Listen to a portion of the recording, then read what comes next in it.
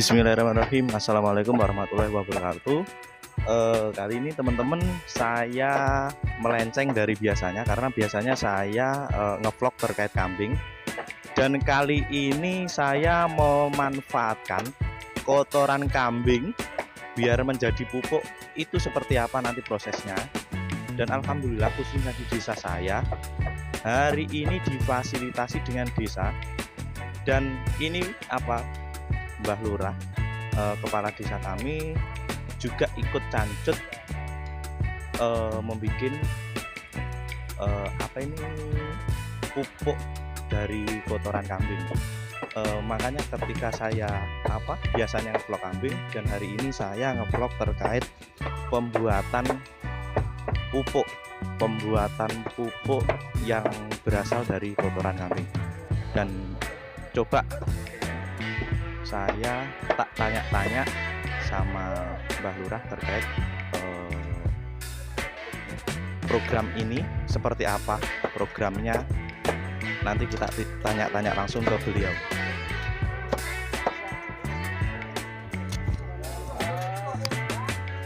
Assalamualaikum Mbah Lurah.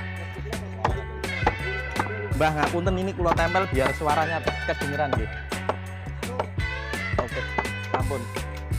Mbah, hari ini ada giat nopo Mbah niki Mbah?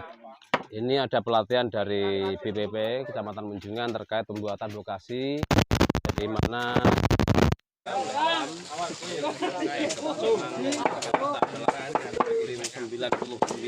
adalah petani dan dengan keterbatasan pupuk.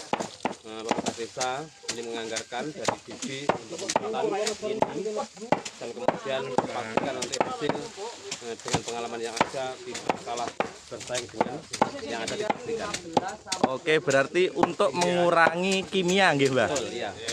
Untuk datangkan kembali ke alam karena semua disediakan oleh alam dengan biaya yang murah dengan hasil produksi mungkin diharapkan berlimpah. Oke, nggih. Nah, di sini kan warga khususnya di Desa Ngulung Kulon ini hampir 99% petani nggih. Petani dan 99% juga mungkin juga beternak kambing atau kambing Jawa atau domba atau PE. Ini hampir semuanya ternak nggih, Mbah. Ya, selain kita kaya dengan hijauan, di sana setiap orang 95% mereka beternak. Ada kambing, ada sapi, dominasi oleh kambing. Di mana setiap kandang ini setiap hari produksi otomatis adanya kotoran yang bisa dimanfaatkan untuk bahan yang sama dengan kompos yang disediakan oleh alam. Oke, nggih. Ini tadi program ini tadi yang memfasilitasi desa nggih. Betul. Ini kita anggarkan dari dana desa, kemudian kita merekrut kelompok tani yang ada 4 kelompok di Desa Ngulung Kulon. Nggih. Kita hadirkan BP dari kecamatan, adanya penyuluhan, sosialisasi sekaligus pada kesempatan kali ini ada kita praktek langsung, kemudian manfaatnya dimanfaatkan oleh masyarakat sekitar kita, di mana setiap yang ada di sini otomatis membutuhkan pupuk tersebut. Oke, nggih. Berarti ini keempatnya kelompok tani tadi semua terfasilitasi nggih, Pak? Betul. Kita ratakan keempat kelompok tadi kita perlakukan sama dengan kapasitas yang sama, dengan anggota kelompok yang sama, kemudian dengan harapan besar kegiatan ini bisa berlanjut. Meskipun nanti tidak ada perhatian dari desa dengan dana desa itu, diharapkan masyarakat tahu ilmunya, bahan sudah disediakan oleh alam, ternak kambing sudah ada, sehingga di kesempatan lain mereka bisa memproduksi sendiri tanpa ada himbauan, karena ini adalah kebutuhan pokok setiap hari, setiap manusia butuh karena untuk produktivitas tanaman yang ada di wilayah kami. Oke, nggih. Oke, Mbah. Ini terakhir nggih, terakhir saking panjenengan pesan terhadap petani-petani yang setelah semuanya pelatihan niku kedepannya pripun, Mbah? Ya begini, kita untuk menghindari unsur kimia, harapan kita adalah untuk mengurangi biaya. Untuk mengurangi biaya, diharapkan setiap petani yang pada kesempatan kali ikut praktek ini diharapkan menyerap ilmunya, kemudian bisa dipraktekkan jika dibutuhkan, kemudian bisa menyebarluaskan kepada anggota masyarakat yang pada kesempatan kali ini belum bisa bergabung. Karena ini merupakan salah satu kegiatan yang tidak terlepas, karena kita tahu bahwa kehidupan kita tidak lepas dari perekonomian kita didukung oleh pertanian. Di sana ada kebun, ada cengkeh jelas, kelapa, pisang, dan tanaman-tanaman yang lain seperti yang kita lihat sekarang seperti ini. Ya, inilah kampung kami kaya dengan biarat itu.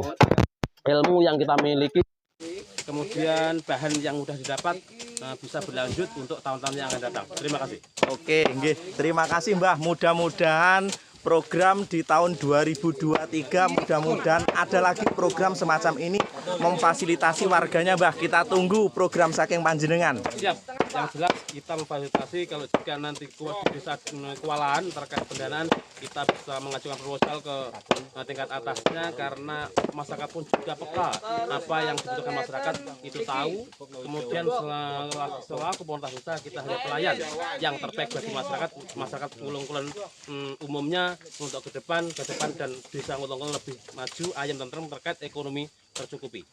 Siap, Mbah. Oke, terima kasih motivasinya saking panjenengan, terima kasih fasilitasnya saking panjenengan.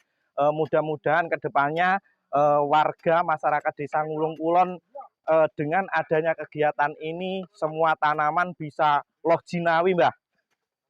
Ya, semoga saja.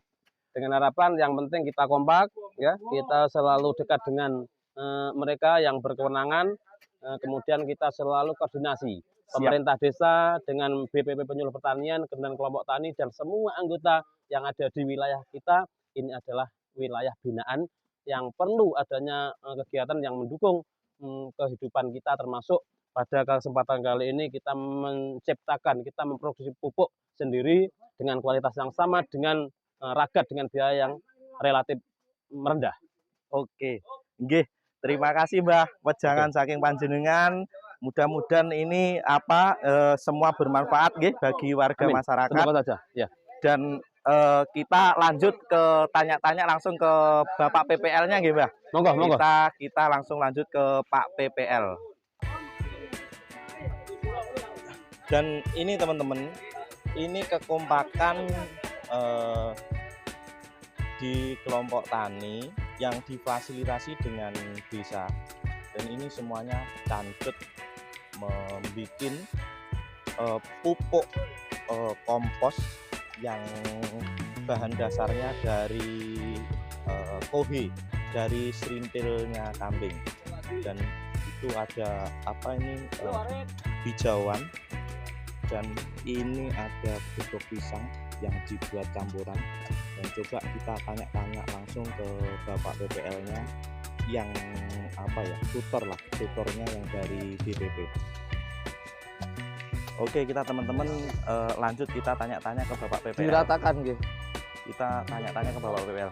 Ini Bapak PPL yang ya tutornya yang dari DPP. Pak, ini tadi pembikinan pupuk kompos nggih? Iya, pembuatan pupuk organik padat. Oh, pupuk organik padat nggih. Iya. Ini tadi bahan dasarnya ada berapa saja ini, Pak? Bahannya ada beberapa, yaitu yang pertama feses kambing atau intil kambing. Nggih. Yang kedua dedak. Nggih. Yang ketiga gejebok pisang. Nggih. Yang keempat dedaunan. Nggih. Dedaunan. Yang kelima tanah dari bawahnya pohon bambu dan bekatul. Saya ini Pak, diperjelas kegunaan atau manfaat tanah yang dari bawah pohon bambu itu tadi apa, Pak? Oh, gini, kalau manfaat tanah yang dari pohon bambu itu untuk mencegah fusarium, atau bisa dikatakan jika di pisang itu bayong, kalau orang sini ngatakan pisangnya bayongan gitu, Mas. Bayong ya. Nah, untuk mencegah itu kita gunakan itu. Terus bisa kalau untuk cengkeh itu cengkeh yang mati dari atas, dari pucuknya, dari ujung. Kalau di matinya dari sini ujung. dibilang itu kayak cacar daun gitu nggih, Pak? Iya, seperti cacar daun seperti itu. Itu untuk menanggulangi hal-hal yang seperti itu, kita menggunakan tanah yang dari bawahnya pohon bambu. Nah, untuk memilih tanah yang ada di bawah pohon bambu itu apa semuanya bisa, Pak? Kita untuk mengetahui di situ ada bakterinya yang menguntungkan, kita bisa lihat dengan metode seperti ini. Jadi kita ambil tanah yang dari bawah pohon bambu, terus kita taruh nasi busuk, terus di situ kita atasnya kita lapisi tisu yang basah, itu nanti akan keluar jamur. Nah, jamurnya itu putih apa hitam. Kalau keluarnya jamur putih, itu jamur yang menguntungkan buat yang kita inginkan itu, Pak. Tapi kalau warnanya hitam itu nggak kita pakai karena itu jamur yang tidak menguntungkan buat pertanian. Oke, kita mendekat ke sebelah sini, Pak. Ini tadi sudah berapa tahap yang ini, Pak? Oh, ini baru satu tahap. Satu tahap. Bawah sendiri apa ini tadi? Untuk bawah sendiri itu feses kambing atau intil kambing itu tingginya 20 cm. Terus di atasnya feses? Di atasnya feses dedak padi itu ya? Dedak padi ya. Terus di atasnya feses dedak padi itu ini apa? Debok pisang. Terus kita di atasnya lagi dedaunan hijauan. Ini dedaunan ini sembarang dedaunan ya, Pak? Untuk dedaunan kita menggunakan daun yang tidak bermanfaat di sini, Pak. Maksudnya bermanfaat untuk biasanya kalau di sini dedaunan kan untuk makanan kambing. Jadi yang kambing tidak mau kita pergunakan untuk pembuatan pupuk organik ini. Dan setelah ini kita taruh tanah yang dari bawahnya pohon bambu.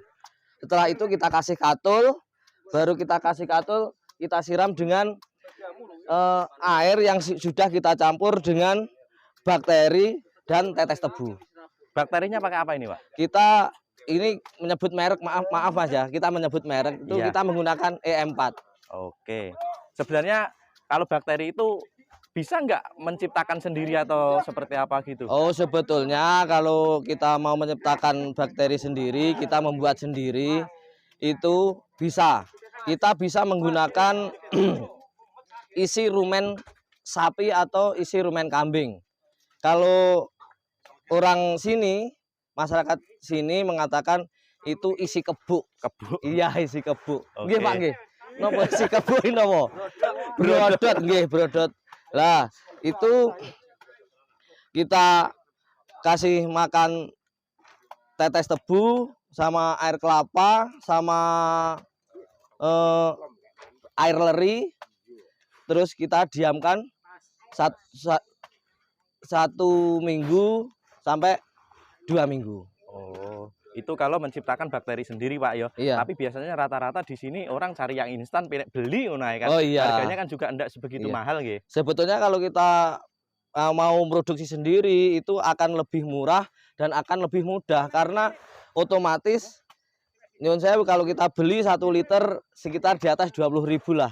Kalau kita bikin sendiri 1 tong kita produksi 1 hari bisa. Oke, nggih. Berarti ini hampir berapa persen, Pak? Ini kalau kohenya itu berapa persen? Ini untuk campuran. Iya. Kalau dari 100%, dari 100% pembikinan itu untuk apa? Kotoran kambingnya itu berapa persen? Kita bisa menggunakan 60% ataupun 70% dari bahan feses kambing ataupun feses sapi. Jadi yang 30% itu termasuk bahan-bahan ini, Pak. Termasuk bahan-bahan campurannya. Termasuk gedebok pisang, nggih. Gedebok pisang nih, teman-teman. termasuk ini hijauan rumput liar yang tidak termakan dengan kambing. Termasuk itu nggih? Iya. Termasuk dedak. Iya, tergantung Mas. Maksud saya gini. Jadi pupuk ini yang kita tinggikan kandungannya apa? Misalnya gini, kita mau meninggikan kandungan apa itu namanya? Kalium. Nggih. Atau kan kalau kita beli pupuk ada tulisan NPK nggih. Iya. Yang K-nya itu kita bisa ngambil dari sepet atau pelepah kelapa itu. Bukan pelepah, Mas. Apa itu namanya? Kulitnya kelapa. Iya, nggih. kulitnya kelapa dari Kulitnya sepet. kelapa. Iya, sepet. Oke. Terus kalau kita mau mendikan N-nya, Nggih. kita pakai hijauan seperti ini. Oh. Nggih. Kalau kita menggunakan meninggikan P-nya, kita tambah dengan bonggol pisang. Bonggol pisang. Bonggolnya, Mas, bonggol pisangnya. Bukan gedeboknya. Bukan gedeboknya, tapi bonggolnya. Di sini belum ada. Oh. Kita belum pakai waktu ini. Oke. Berarti ini habis tadi kan apa? Kohe ya, Mas ya? Iya. Habis kohe dikasih dedak. Iya. Habis dedak berarti dikasih gedebok ini ya? Iya. Oke, ini diratakan gitu nggih, Mas? Iya, kita ratakan biar hasilnya sempurna. Oke. Nih, teman-teman. Ini Kita bikin 3 sap ini, Mas. Oh, ini 3 sap nggih? Iya, Rata-rata ketebalannya berapa senti? 20 cm. 20 cm. Iya, Kohe 15 sampai 20. Jadi kalau untuk campuran karena terbatas ya, itu tidak 15 ataupun 20 cm, tapi kalau sudah rata sudah, karena prosentasenya bisa 30%, bisa 40%.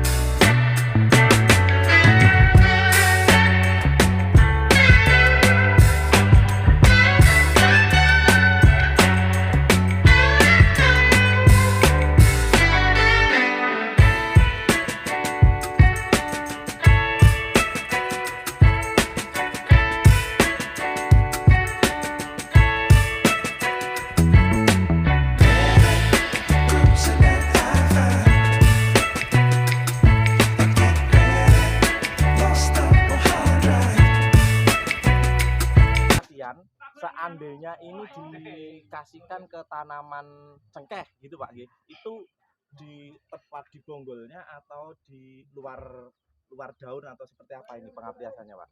Oke, untuk aplikasi terutama untuk tanaman cengkeh, untuk supaya lebih efektif kita gali ya di tajuk daun yang paling akhir, yang paling luar, kita gali melingkar seperti itu, baru pupuk organik kita aplikasikan. Kedalamannya sekitar 30-an cm lah, satu pacul itu kita buat apa ya, lubang, setelah itu kita tutup kembali untuk memudahkan penyerapan unsur hara tanaman cengkeh tersebut. Itu berlaku di tanah datar atau miring Pak? Semuanya sama? Gini, untuk terutama itu untuk tanah yang datar sebenarnya, tetapi untuk tanah yang miring biasanya sekaligus gini untuk tanah. Ya perlu kita buat lubang tapi tidak terlalu dalam. Kemudian tetap kita kasihkan tetap wadah dengan alasan nanti supaya tidak erosi lah. Erosi kena ke bawah air seperti itu. Ya tetap di tajuk yang paling luar lah.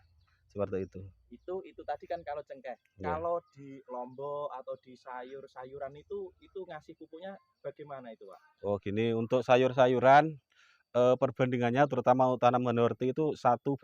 Misalnya dalam satu polybag itu kita butuh 2 kilo ya. Berarti 1 kilo itu untuk tanahnya, 1 kilo untuk pupuk organiknya tersebut. Kemudian untuk tanaman padi sawah, karena tanah kita sekarang masih dalam kondisi sakit, itu kita gunakan pupuk organik sebanyak sekitar 3-5 ton per hektar per tahun. Itu karena kondisi tanah kita saat ini bahan organiknya atau BU-nya sangat kecil sekali, kurang dari 2% tersebut. Oke, itu untuk di sawah ya Pak, nggih. Untuk kalau di kelapa Pak, kan di sini mayoritas kan kelapa nggih, pisang gitu. Ini multifungsi nggih untuk pupuk seperti niki wau. Oh iya ya.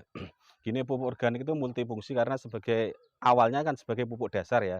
Tapi karena tanaman tersebut sudah dewasa bisa kita gunakan, tetap polanya sama, yaitu kita buat lubang terutama untuk daerah yang datar, kemudian untuk daerah yang kemiringan ya lubangnya tipis tapi kita kasih pupuk organik beserta wadahnya supaya nanti kalau kena erosi atau banjir tidak terbawa air seperti itu. Sama kita gunakan semua jenis tanaman lah. Karena organik, biasanya organik itu semua kita aplikasikan kepada semua tanaman. Oke, gini teman-teman, mudah-mudahan penjelasan dari Bapak-bapak PPL mudah-mudahan bisa bermanfaat bagi khususnya untuk warga Desa Ngulung Kulon dan umumnya bagi petani di Indonesia. Mudah-mudahan ini bisa bermanfaat bagi kita semua. Dan akhirnya dari saya, wassalamualaikum warahmatullahi wabarakatuh. Waalaikumsalam warahmatullahi wabarakatuh.